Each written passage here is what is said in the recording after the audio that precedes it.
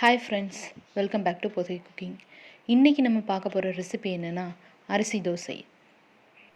Normal dosa மாதிரி உளுந்தெல்லாம் போட்டு அரைக்க வேணாங்க. இது கொஞ்சம் ஸ்பைஸியான தோசை தாங்க. கண்டிப்பாக உங்கள் வீட்டில் ட்ரை பண்ணி பாருங்கள். ப்ரிப்பரேஷனும் ரொம்ப ஈஸியாக இருக்கும். டிஃப்ரெண்ட்டான தோசை சாப்பிட்ட ஃபீலும் இருக்கும். வாங்க இந்த தோசை மாவு அரைக்கிறதுக்கு தேவையான பொருள் எல்லாம் பார்த்துடலாம். இட்லி அரிசி 400 கிராம், தேங்காய் அரை மூடி, மிளகாய் வத்தல் 7லேருந்து 8, மிளகு 1 ஸ்பூன், ஜீரகம் 1 ஸ்பூன், உப்பு தேவையான அளவு.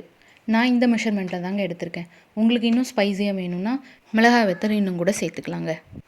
நம்ம தோசைக்கு அரைக்கிற மாதிரியே அரிசியை கொஞ்சம் ஊற வைக்கணுங்க. ஒரு 5 ஹவர்ஸ் ஊற வச்சா மட்டும் போதும். 5 ஹவர்ஸ்க்கு அப்புறமா அந்த அரிசியை நல்லா வாஷ் பண்ணி கிரைண்டரில் போட்டு அரைச்சிடலாங்க.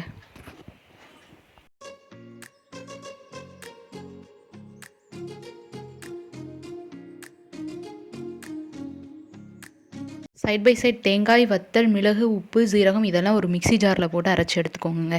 இதெல்லாம் அப்படியே டைரெக்டாக கிரைண்டரில் போடலாம்.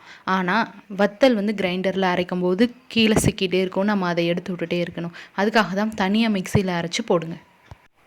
மாவு நல்லா அரைப்பட்டதும் தோசை ஊற்றுறதுக்கு தகுந்த மாதிரி தண்ணி ஊற்றி கரைச்சி எடுத்துக்கோங்க.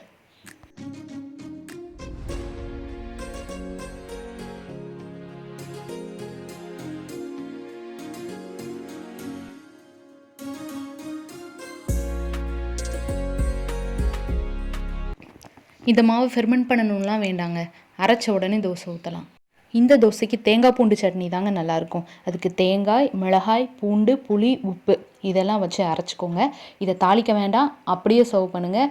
இந்த தோசைக்கு ஆப்டான சட்னியாக இருக்கும். கண்டிப்பாக வீட்டில் ட்ரை பண்ணி பாருங்கள். ட்ரை பண்ணி பார்த்துட்டு எப்படி இருக்குன்னு கமெண்டில் சொல்லுங்கள்.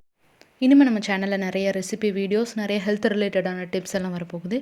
எங்களோட வீடியோ உங்களுக்கு நோட்டிஃபிகேஷனாக வரணுன்னா எங்களோட சேனலை சப்ஸ்கிரைப் பண்ணுங்கள். பக்கத்தில் இருக்க பெல் ஐக்கானை கிளிக் பண்ணுங்கள். அப்போ தான் நாங்கள் போடுற வீடியோஸ் எல்லாம் உங்களுக்கு அப்பப்போ நோட்டிஃபிகேஷன் வரும். And it's me signing off. Bye.